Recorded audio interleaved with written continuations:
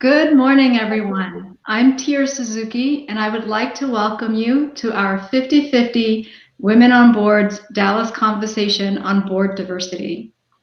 Today, I get to live out my personal purpose, which is to inspire courageous actions in others so they can lead more impactful lives. Alongside many other amazing companies, EY is a proud sponsor of this important work. We are delighted to have you in this conversation to discuss how we can lead the way to diverse and gender balanced boards. I'm grateful to be hosting this event with my dear friends and my co chairs, Tracy Doy, Darcy Caldwell, and Sean Brown. 50/50 Women on Boards is an education and advocacy campaign committed to achieving gender balance on corporate boards. This year, we celebrate great progress, and we're very excited to have hundreds of women and men joining us today. Our Dallas Conversation is one of 30 occurring across the country as well as around the world, and it's such a special honor to have this important conversation with all of you, Dallas's most influential CEOs, senior executives, corporate directors, and community leaders. So Tracy, Darcy, and Sean, this is the big day. We're finally here after months of hard work and planning with everyone helping us. And what a treat it has been for me to be working with each of you as a co-chair on this. The time we've spent together has been super fun for me. And this work definitely fits into the category of if you do what you love and you're doing it with the people that you love, it's not work. Someone told me that it is actually work, but it's fun work. So would love for you to share with our audience, why have you chosen to spend so much of your time, energy, talent, and treasure on this important work? Well, Tier, similar to you, this is definitely a passion project. I just love partnering with you and Darcy and Sean, and along with so many amazing leaders to help lift women and people of color into positions of influence in the boardroom. I mean, the welcome to Dallas 4 or 5 years ago was huge because of the impact of 50/50 Women on Board. So in Dallas, it's so easy. We have such an incredible network of talented, highly qualified women that have so much to offer. Sean, what do you think? Yeah, so Tracy, like you, I'm thrilled to work with leaders like you and Tier and Darcy on this really important effort. I feel like we have been on a journey with respect to inclusion and diversity. What we will talk about today, though, really says to me what we're thinking about in terms of impact and lasting change. And so it's not just about, bringing seats to the table or making sure there's room or voices, but truly sustainable change where we create opportunity and access. And so events like the 50/50 Women on Boards Dallas conversation and the global conversation brings amazing leaders into an access of conversation and opportunity to make lasting change and impact that perhaps wasn't there before. So I'm excited to hear from our speakers and to learn from our director coaches. Darcy, what about you? So this has been definitely a passion project for mine, and for me, and it really connects with the things that I find so important, which is really building more opportunities for women and people of color in our community. And I think this incredible network that I've gotten to work with just throughout the whole planning of this event is incredible to watch the power of that connectivity and the change that it's made over the past 4 years. So those two things make this such an incredible not only just event, but place within our community in Dallas. I couldn't agree more. So I was going to turn to recognizing our sponsors here, unless you wanted to add anything. That was it. Okay, great. So I think we have some slides that represent some of the sponsors or all of our sponsors, and they are all listed on the screen before you. I do want to thank each and every one of you for your generosity in supporting this event and this conversation. I want to specifically call out our returning global and platinum sponsors, EY, Bank of America, and McKinsey & Company, and then Toyota, Unisys, and Mr. Cooper Group. I also want to extend a heartfelt thank you to our new platinum sponsors. So all of the platinum sponsors are listed, but those that are new for this year are Kimberly Clark, CWT, Encore, McKesson, AMN Healthcare, and 7-Eleven. And then in terms of our additional new sponsors for this year, I'd like to highlight and call out CBRE, Sam's Club, Texas Instruments, BGSF, Baker Botts, and Celanese, Color Forward, Denbury, Morgan Lewis, Norton Rose Fulbright, and Ogletree Deacons. A huge thank you to each and every one of our sponsors and all of you who have supported. This doesn't happen without an amazing team behind us. And so on our next slide, we will recognize our Dallas Leadership Committee. These amazing leaders have put in a number of hours to get individuals not only to be participants in this conversation, but to help with very rich content that will be helpful to each of you. So a very deep appreciation to that leadership committee, 60 talented executives and sitting directors who are driving for positive change each and every day. And I think that this leadership committee might take slides, so there might be another one that has all of our photos. And we're happy to be expanding our outreach across various organizations and with other executives coming to the board. We also had a planning committee, a mighty team of 7 volunteers who have been working with us, sharing their talents to ensure that today's event will serve you all well. And I hope that you all enjoy it. And then I'll just say that together we can make lasting change. So for all of the incredible collaboration and engagement on this important campaign to increase gender and people of color representation on corporate boards, we can absolutely make lasting change together. Your efforts, your sponsorship to underwrite the 50/50 Women on Boards, research, education, and advocacy will absolutely impact and make that lasting change. Darcy, I'll pass it over to you to take over. Thank you. Sure. So just wanting to share with you how the day is going to go. The day is really made up of a few components. So we're going to go through some of the key research that we think is super important to share with you that we've been able to do through 50/50. And then go into the VIP panel where they're really going to share with you some incredible insights. And we're so grateful for the speakers that we have with us today. So we have Michelle, Michael, and Debbie. And they're really going to bring some incredible insights that I think you'll be able to reflect on as you go into the third piece, which is really the breakout session, which is going to be spending time with these director coaches, which we want to thank for their time that they're going to spend an hour of their time in the second half of this event to really go through and have a conversation with you on those next steps to really continuing your journey on the board. So we wanted to start with a first question, and where we want you to do is in the chat. We want to start engaging with you in the chat, and we want to ask you, where are you joining us from today, and how are you feeling as you start this conversation? So as everyone is hopefully answering in the chat and engaging with one another, I want to share that in Dallas, this is our 4th year doing this event. And when we were in person, everyone on this, all 4 of us would recall this, that we had a venue that will hold about 240, I think, and we were sometimes expanding past the 4 walls of the room that we're in.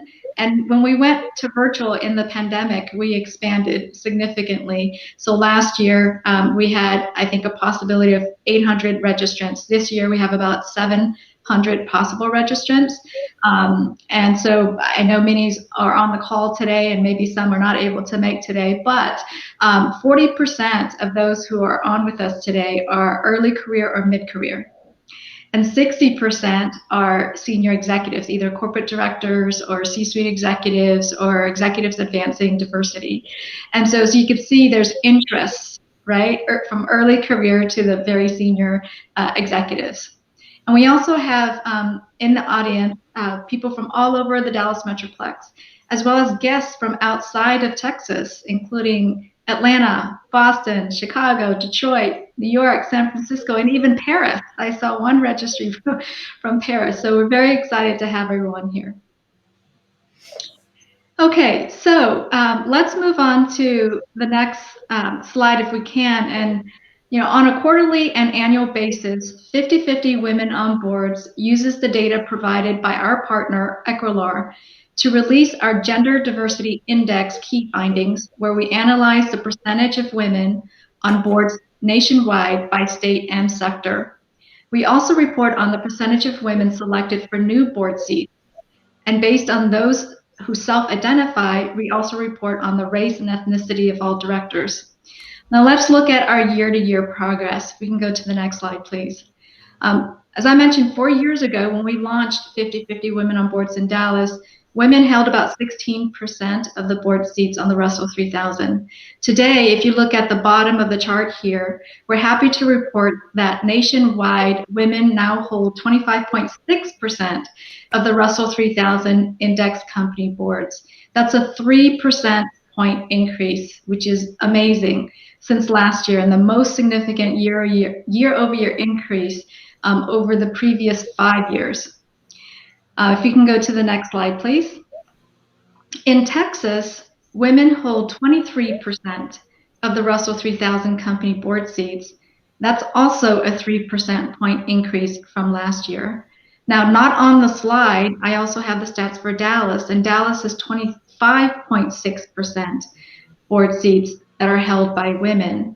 Now, we're not competitive or anything, but Houston is at 20.6%, Austin is at 21.9%. So Dallas is doing relatively well. We're on par with the nationwide stats. So Darcy, I'll turn it over to you for the next slide. Sure. So the next thing we look at is gender balance. And so what you're going to see is that 7% of boards are actually gender balanced. And this is an area that we're really tracking and looking for an increase and looking for us to grow and be better. You can see that it went from 5% to 7%, which is great. And what that really means is the percent of seats, so as we look at the composition of the board, that we're really seeing more of that balance. And so you can see, so as you're reading the chart, 3+ women means that there's 3 or more women on that board. And you can look down to see, 2 women, 1 woman, and 0. I think what you really want to take away from this is that in the 0 to 1, we're seeing that decrease. So that's great. We want that to go down. And we really want it to go up in the 3+ and 2+. So this is just an incredible way to look at the data as well and to see where we can make progress. So if we go to the next, we're going to see that for Texas, it's at 5%. So you can see it's below that 7% that we were just talking about. And you can see that we've made a 1% increase from 2020 to 2021. I think if you look at the numbers, you're going to see once again that we have more boards that we're looking at that have higher numbers of women, and that the 0 is going down, and that's great news for us to see. So you can see that 13 out of the 267 companies are actually gender balanced. We're hoping that events like this, connectivity, our networks are really going to help us to change this. When those opportunities come up, that we're actually going to see that it will be better. If we go to the next slide, you'll see that we need 230 to 400 women for it to be gender balanced in Dallas. What this means is the lower number is really if it replaces a current seat or replaces a man on a current seat. The other could be it's replacing someone in a diverse category, or that we are adding seats to the board. And so thus we need more seats to actually get to that gender balance. So Darcy, thanks for sharing that. One of the other areas that we are looking at, in addition to advocating for gender balance, is to look at the mission to ensure that boards are diverse and that women of color hold at least 20% of all board seats. So out of the total directors who serve on publicly traded boards, only 17% self-report their race and ethnicity. So only 17% self-report. Of that, 12% of those directors are people of color. So that breaks down to about 4.5% women and 7.4% men. It is extremely low. So we have a lot of work to do as we are working towards our mission and goal of women of color and people of color on boards. Next, you'll see on the national breakdown for race and ethnicity on boards that the percentage of people of color by a specific race and ethnicity is even more sparse. You see less than 1% in several categories as you look at this particular. So this reveals the lack of people of color on boards and a need for our continued conversation and work.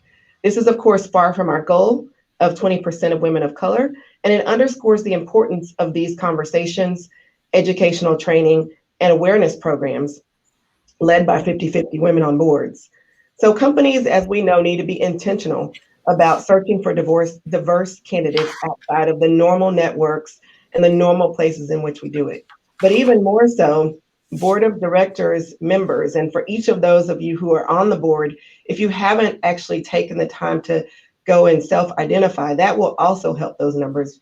I have to believe that these numbers are slightly higher than what is represented, but we can only count what is reported. And so it would be extremely helpful if you also would go and self-identify. So I do have a bit of good news after sharing those stats with you, and that is that 25% of the newest group of board directors appointed in 2021 were reported as people of color, including 12% women. And so we are making strides and we are making progress, but we A, need to be counted, so self-identify, and B, need to continue to have these conversations. So I would love for us to engage in the chat. And if you all would share, what percentage of women on boards nationally would you like us to achieve by this time next year? And remember, our current percentage is 25.6%. So Tier, Darcy, what do you all think about where we should be this time next year nationally? I'll let Darcy go first. Yeah, Darcy, what do you think? I would love to see us at 30% and make a big leap. I feel like we have the pipeline and the connectivity to be able to do that, that it would be incredible. And I would love to see our balance go up closer to that 7 to 8%. Tier, what about you? I would say gender balance. Let's get to 50%. Why not? I shoot for it. I like it. I would. I feel like as the lawyer on the team talking about Ruth Bader Ginsburg when she was asked that same question about the Supreme Court, she went to 100%. So I'll join you at gender balanced as well, because I think that diversity of all kinds is needed around those tables. And I also would just hope that our women of color and people of color would continue to rise, not only in reporting, but in representation. So with that, Tracy, I'll turn it over to you to moderate this amazing conversation with our speakers. Thank you, Sean. And good afternoon, everyone. I'm incredibly honored to moderate this phenomenal panel. You're going to see great insights from everyone. As an independent board director for Quest Diagnostics and City National Bank, I definitely see the benefit of having more diverse voices in the boardroom. All three of our VIP panelists are experts in their industry and passionate about supporting women and people of color in their journey to the boardroom. So I'd love to introduce Michelle Freimeyer, Mike Hsu, and Debbie Kisai.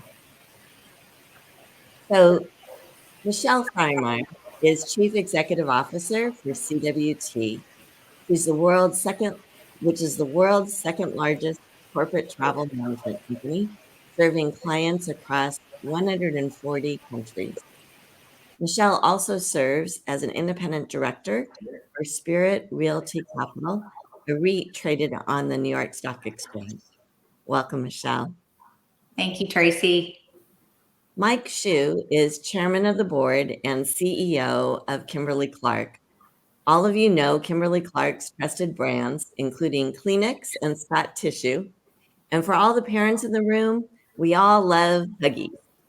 Mike is also an independent director for Texas Instruments. Debbie Kisai serves on the board of 4 public companies: Celanese, Cable One, Exalta Coding Systems, and Omnicom Group. Debbie, this is such a broad array of industries. It's so interesting. Chemicals, communications, industrial paint, and media. That's an assortment for sure. Debbie holds many key roles on her boards, including chair of 2 audit committees and chair of a nominating and corporate governance committee. Previously, Debbie was vice chair and regional managing partner for EY. Welcome, Debbie. So we really appreciate that the 3 of you generously share your time and wisdom, as well as your expertise with us. And I'm going to start off with Mike. Our theme this year is leading the way to diverse and gender balanced boards. And we just applaud you for doing exactly that.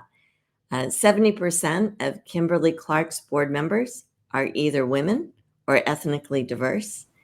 So, Mike, I'm asking you, can you share why you value a board and management team that reflects your customer base, and also maybe some practices or ideas on what you've put in place to attract a more diverse board?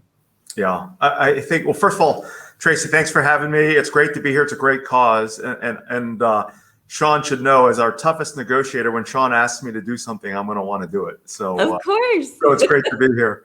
I think that, it's definitely in the first part, which is it really is important to have our consumers reflected in our management and in our director group. And if you look at our products like Huggies, Kleenex, Poise, Kotex, the reality is the majority of our products are primarily used by women. And if they're not primarily used by women, the majority of the primary purchase decision maker is a woman, right? Mm-hmm. Whether it's mom or in the family. And so I think that's a very important thing for us to understand that, I think, for us, getting additional insight and understanding the consumer and how they think about our business and about our products is critical to have both in the management team and also in the director base. And so I think we're really proud of the progress we've made over the years. Our board and my predecessor, Tom Falk, it's a big focus area for a long time with Kimberly-Clark.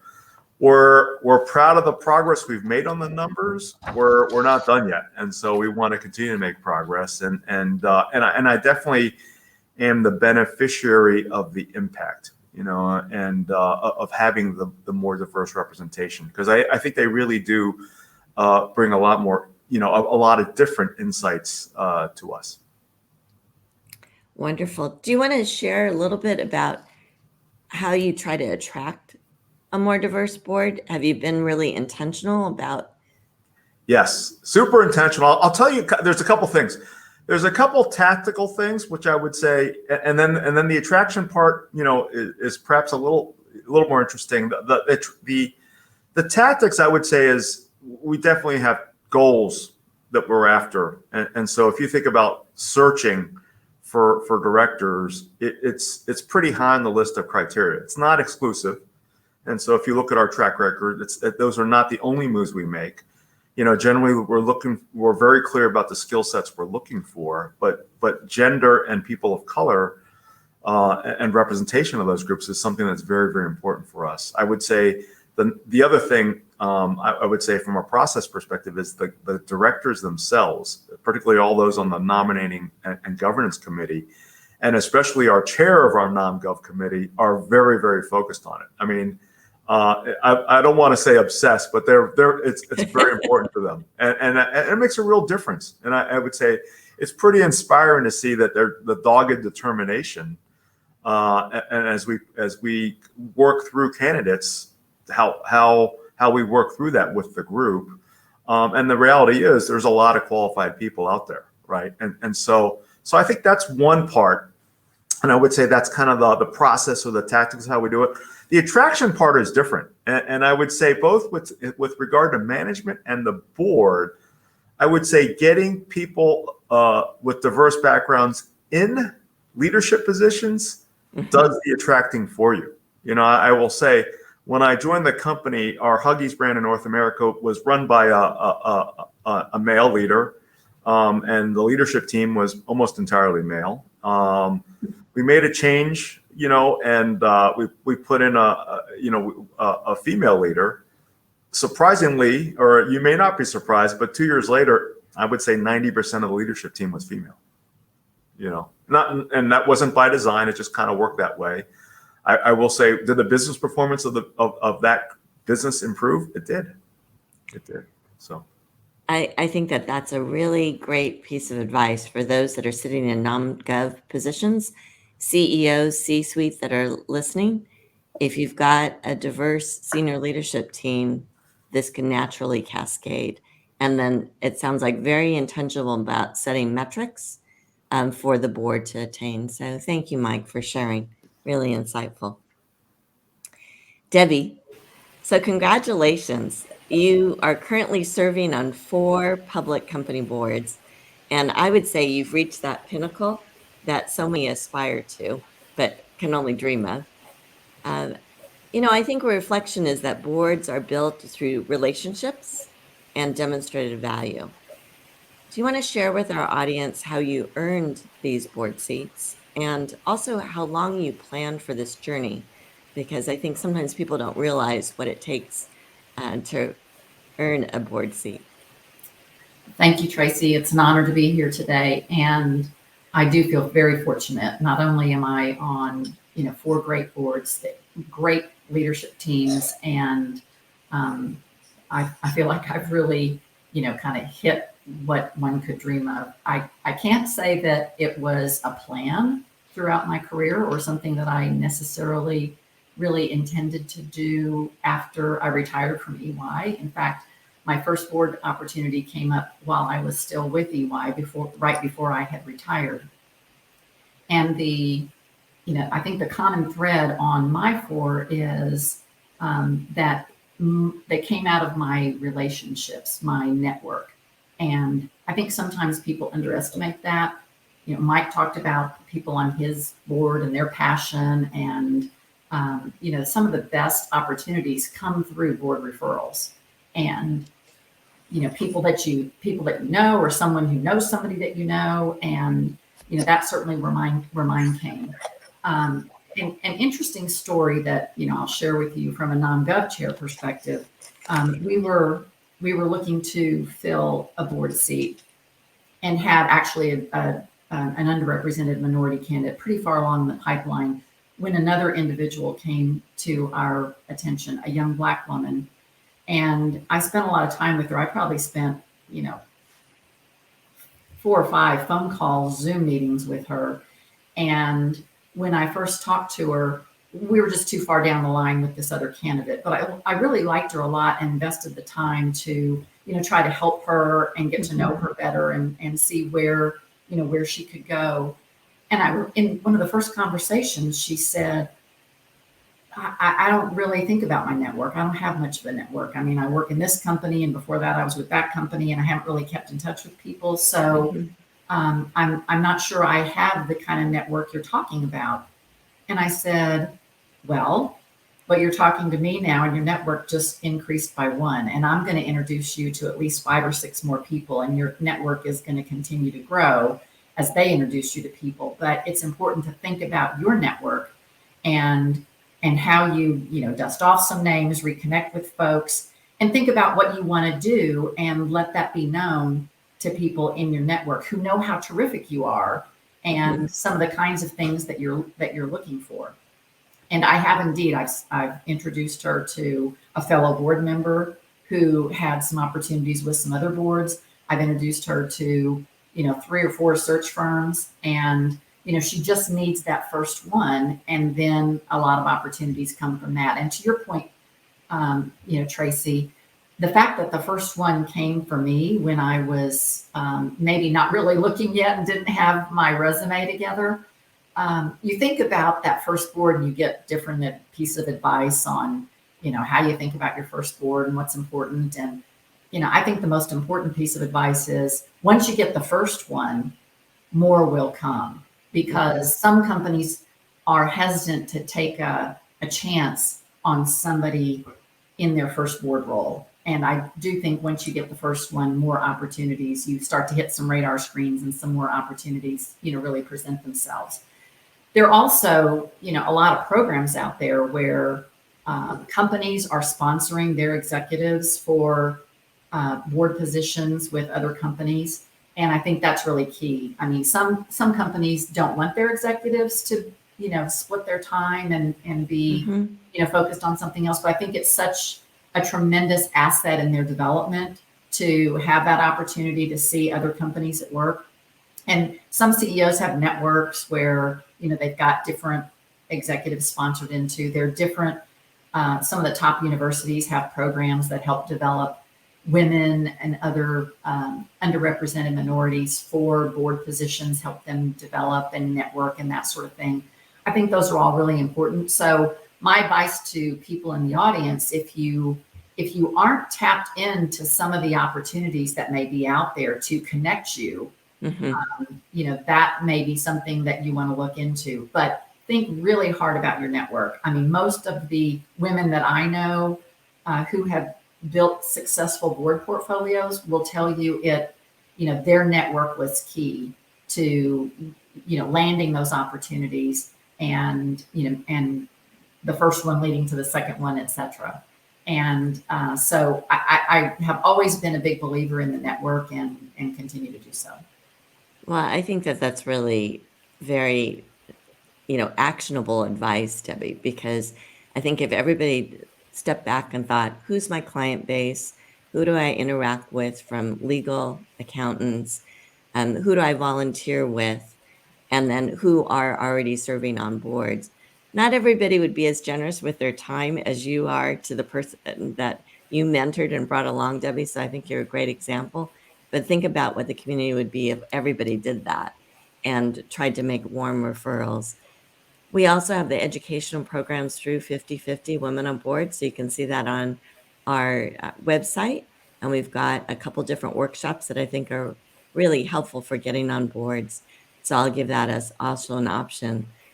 Michelle, I think another way that we can help women is to really help them become better prepared, give them more options for being more visible, because as Debbie talked about, really important for folks to see the value that each individual can offer.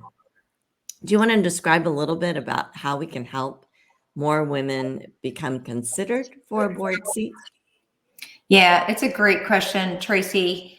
One of the things as a leader of a large group of people that I think about is how am I preparing people with a diverse set of experiences? So, someone who's been in marketing, how do I get them exposure in operations? Someone in finance, how do I move them into, corporate development or even into strategy or maybe even into sales? It's really important that people understand that every role you take is adding experiences that you then someday can bring to the boardroom. I look at my own background as an example. While I spent the majority of my career in finance, I was always tapped or volunteered for stretch assignments, implementing a global system, leading a big, large global transformation.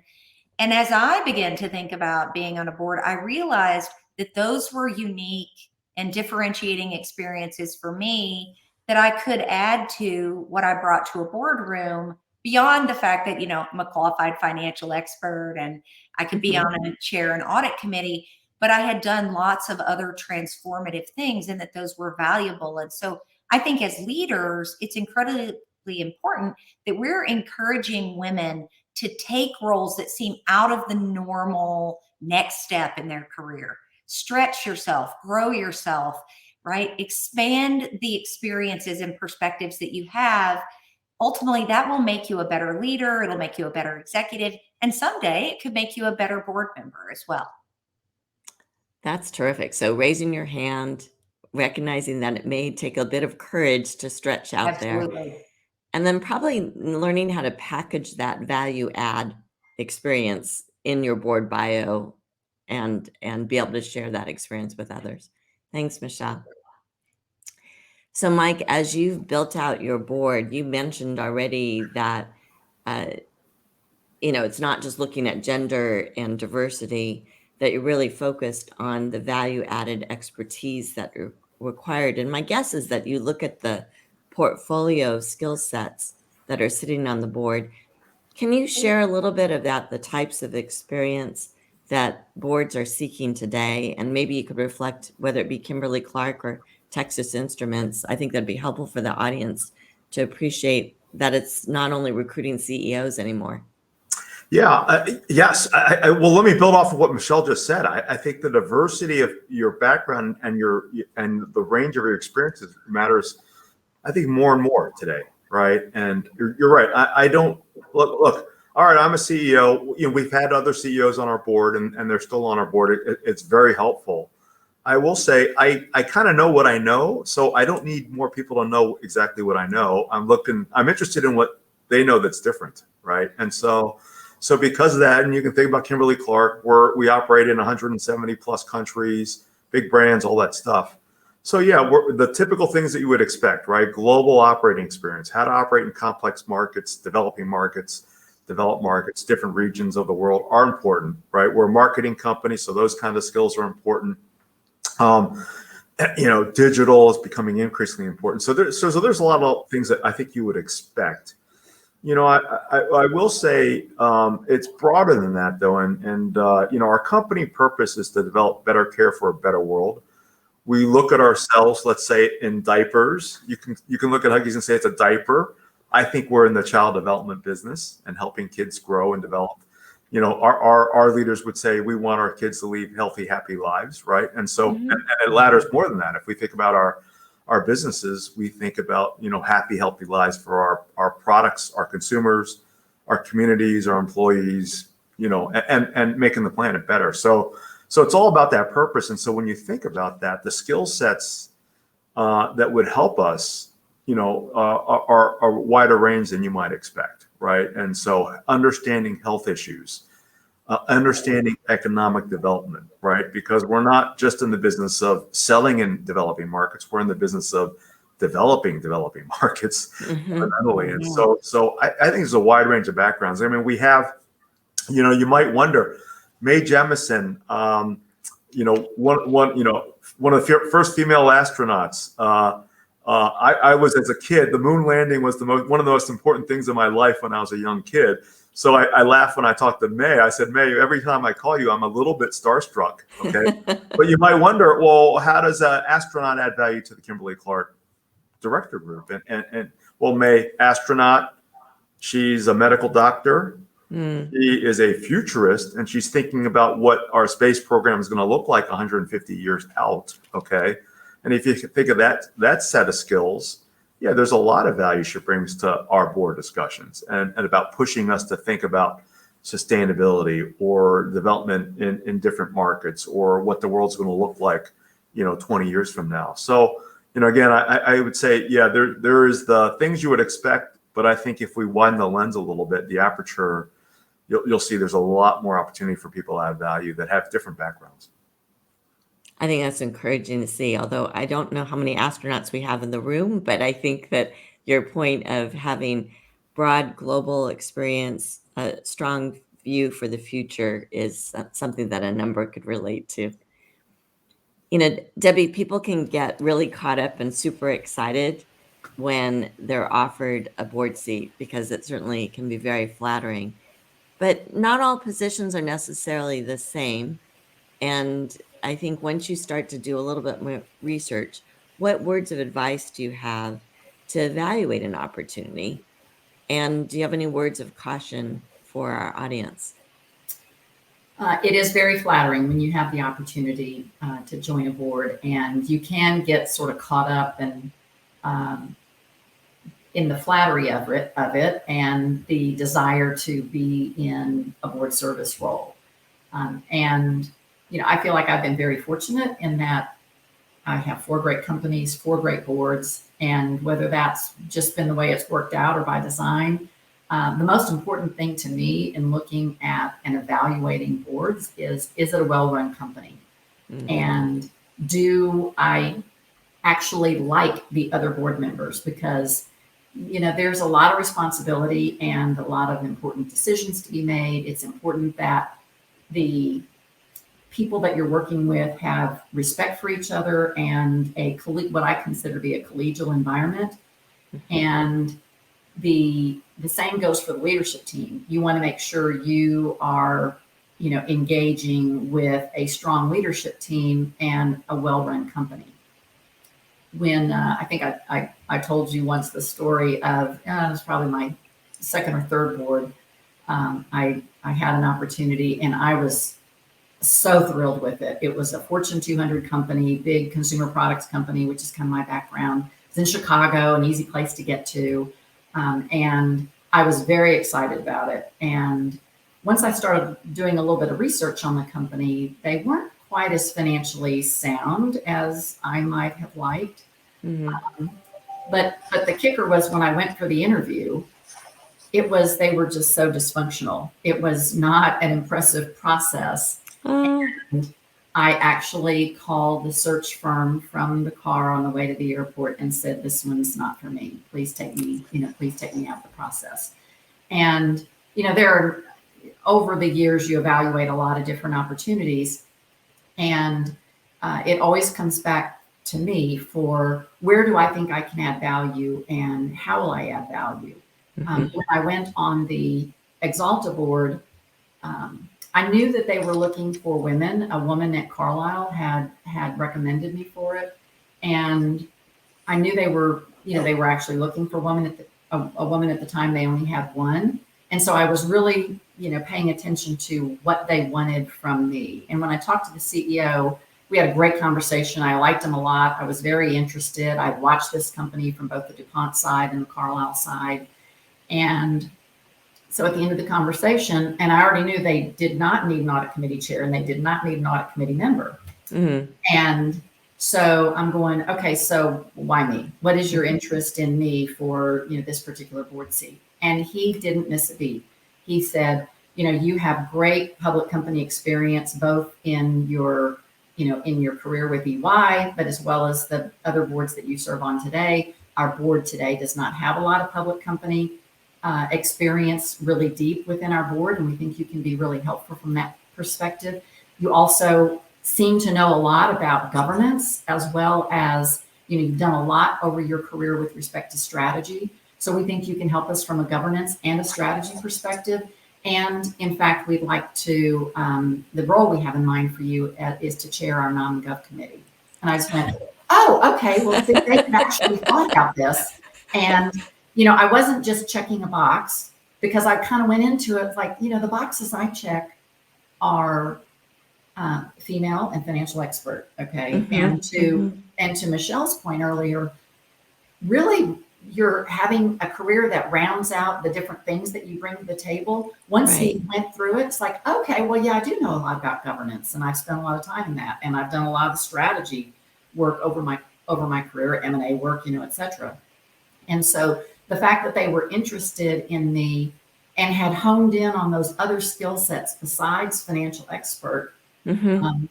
then enabled me to sort of round out my portfolio. And in fact, the CEO said at the time, you can serve on an audit committee in your sleep. We think to attract you, we would need to be offering you something that is a little bit different and a challenge for you. And so it was a great fit. And so something that I've been jumped at compared to the other one where, they were just, they weren't very, they weren't very focused on what they were looking for. And interesting, on the one that I went to in Chicago, I noticed there were 3 or 4 board members that exited for other opportunities within a year after that. And so, sometimes your instincts are right and you should trust those instincts. But one of these days before my career is over, I'd like to do, an IPO, private company. I'm not just focused on public companies, but that's where I wound up, and I feel very fortunate. Well, I think you've illustrated how you can have a breadth of responsibility within the portfolio of your boards. And also you've underscored the importance of culture when evaluating a position. So thank you for that, Debbie. So Michelle, it's been exciting to see your trajectory. As a fellow finance person, I admire the fact that you've moved from CFO to president to CEO. And your plate is very full, though. We were talking about this, that especially throughout this pandemic, and yet you still carve out time to serve on a board. So can you share with us what the benefit is of investing this extra time? Yeah, absolutely, Tracy. But before I do, I want to add one thing to what Debbie said. A little Sure. advice.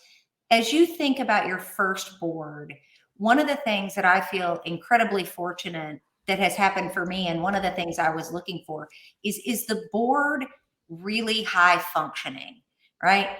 And I asked, does everyone come to meetings? Have they read the materials, right? How often are you talking to the CEO outside of meetings? And gauging how functional engaged the board was and how they seemed to act with each other, like Debbie said.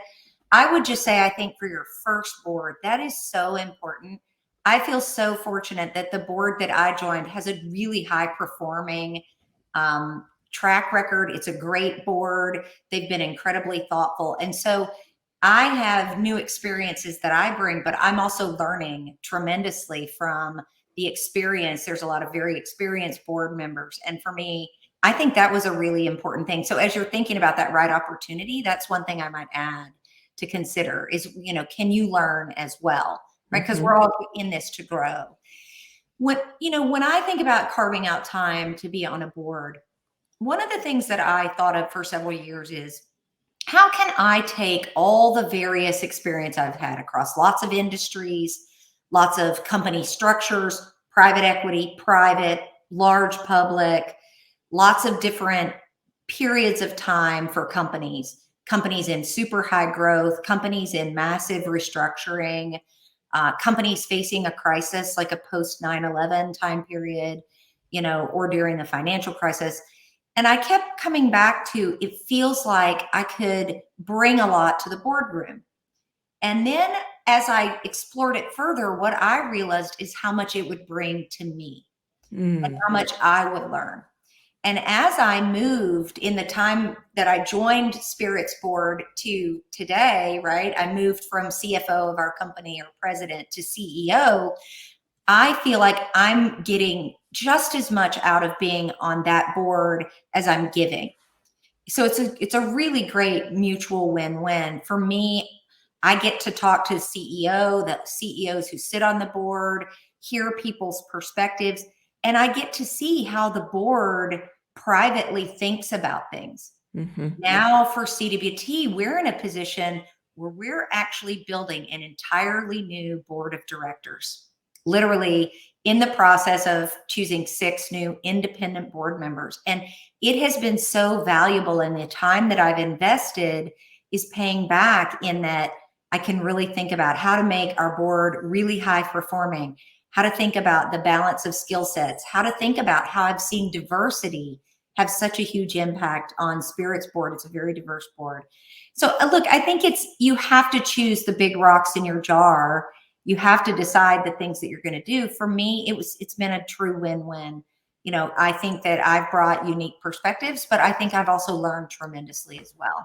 And that makes it worth the evenings that I spend reading materials for board meetings and things like that. It makes it all worth it in my mind.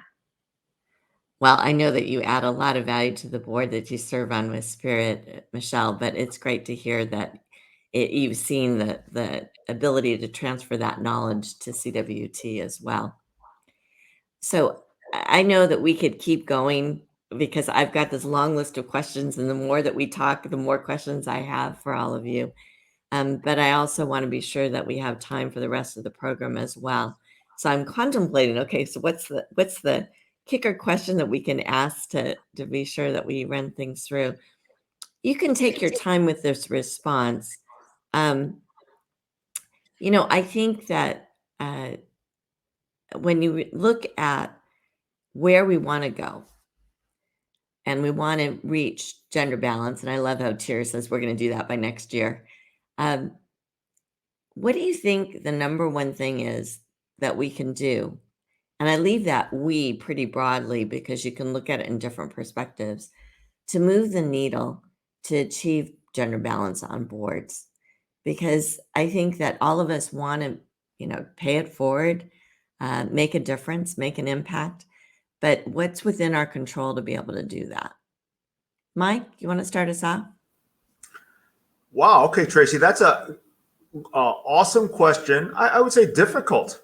It's like when you say, what can we do?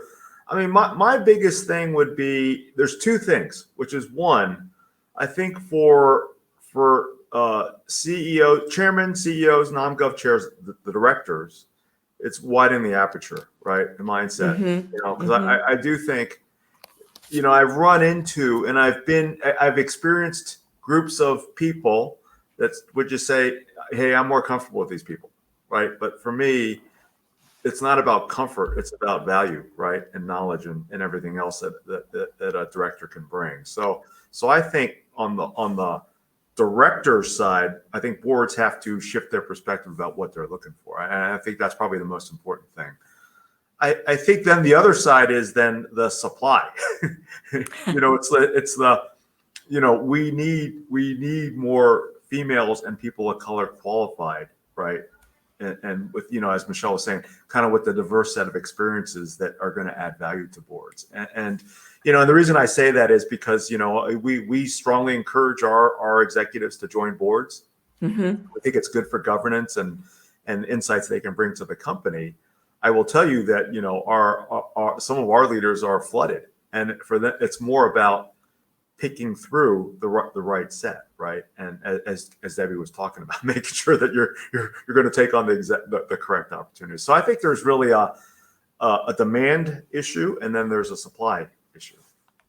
I'm confident when I see the talent within Dallas, there's enough supply. We just have to help make sure that they get the visibility. But I really appreciate the fact that Kimberly Clark is supporting your senior leaders to serve on a board, because not every company does. But you just heard from Michelle the benefit, right? And I know you believe that as well. So great example, Mike. Debbie, do you have thoughts? I do. And you said the word earlier, and that is to pay it forward. That's one of the most important things we can all do individually. And I make it a practice of, if I get a call for a board, whether that's from a CEO or a referral from someone in my network or from a search firm, I will always provide 2 or 3 names of people who I think would be really terrific for that particular opportunity. And that's something that I will continue to do over my career, because I think it is just so important to, so many people helped me along the way, referred me for opportunities. I need to do that for others. And I have been successful in helping, candidates get placed in other opportunities.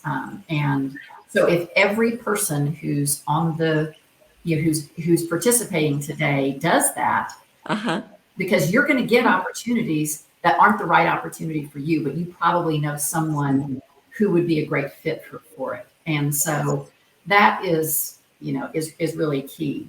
One of the things that I want to mention as well is, as we are on this journey to, much greater representation, I would be remiss to not recognize, I've talked about how fortunate I am. 3 of my 4 boards have 50% women on the boards. And in fact, 2 of those have women CEOs. So I feel like I'm in pretty rare company. But again, those opportunities came to me through referrals and personal referrals. One, for example, is Celanese. Lori, the CEO, and I served together on another board. And so when they were looking for someone to add to their audit committee, she put my name in the mix. And, that's something that, and to play off another theme that I mentioned earlier, one of the things I learned then in the process. So that's how I got in the mix. But what I learned is it's an incredible board, and it's a very accomplished board with great dynamics. And the icing on the cake was an incredible leadership team. And Lori's actually instituted a board engagement opportunity where every quarter the board meets and visits with 4 to 5 different executives. And so not only do I know well the executive team, and it's handy to be here in Dallas, my other boards aren't, so I can spend a fair amount of time out there, but getting the opportunity to get to know folks, not necessarily at that very top executive leadership team that the board has exposure to all the time, but a broader swath of executives that, I will be thinking about as board opportunities come up. And my encouragement to other board members, on participating today is think about, it doesn't always have to be a CEO. I mean, Right. I find a lot of CEOs want other CEOs on their boards, but it doesn't always have to be another CEO. So if we can widen that aperture to, someone who's come out of, an HR function or a council function or, a division head and worked in procurement, supply chain, et cetera. We can widen that aperture and fill our needs. So pay it forward, everybody. I love that. Everybody pay it forward. And that board engagement program, I think, is a best practice. That's wonderful to hear. Michelle, you want to bring us home? Yeah, Tracy, if you think about what Mike and Debbie said, really it boils down to what is inclusion? Inclusion is making the circle bigger. For years and years, the circle of people who were on boards was the same circle of generally white male individuals. And we've started making that circle bigger. And every person who joins that circle has a choice. Am I going to open the circle wider or keep the circle where it is? That's the real definition of inclusivity. So what every one of us who has a chance to influence the process has to do is open the circle one step wider. And it's logarithmically powerful. And that's why we're gaining at greater rates. And the more we gain at greater rates, the more we'll gain at greater rates, right? I'm tearing up at this. That is great. And so I think all of us have to think about that, whether we're CEOs, chairmen, board members, and think about how we bring people to experiences that will make them qualified, right? When I know someone who wants to be a board, the first thing I say to them is, how can I help you get on a nonprofit board? Right? How can we start the journey for you? So I think it is ultimately just about making the circle as big as we can, and we'll get better representation when we do that. I love that. I love that, Michelle. And certainly something very visual everybody can understand. Yeah. I'm going to bring back my co-chairs here, Tier, Sean, Darcy, because I know that they want to join me in thanking you for your wisdom, your experience, your expertise. Oh, can we give a great round of applause for our fabulous VIP keynote panelists? Thank you so much, Mike, Michelle, Debbie. Just incredible insights. I enjoyed that so much. Thank you so much. And Michelle, your circle analogy, I mean, that brought me to tears as well. And what I'm super excited about is the fact that we have 40% of our audience today who are early career and mid-career, 60% who are in their later years. But the fact that they are starting now to learn about this, to understand how they can prepare is just incredibly inspiring for me. So with that, we'd love for you to share it in the chat with each other. What is your one takeaway from the discussion that you've just heard from our keynote panelists? Did you have any ahas? There are many things that were shared that were so helpful. And so while you're doing that, Darcy, anything from your perspective as a takeaway?